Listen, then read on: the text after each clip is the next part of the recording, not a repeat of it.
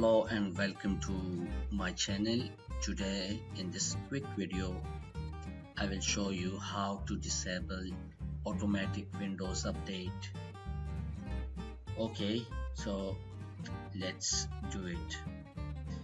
You have to click on this search bar and type edit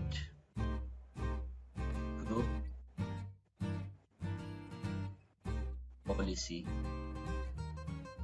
and hit enter. Then go to administrative templates, double click, then Windows components, and now Windows update. This is window update. On the right side you have to go to configure automatic updates. Okay, and by default you will see this number 3 option selected.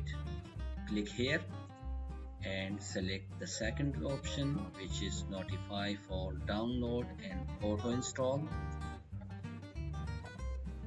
Click apply, OK, and close it. So in this way you can disable your Windows updates. Thanks for watching this video. I hope you like it. Please share my videos, like it, and subscribe to my channel. See you in the next video. Till then, bye.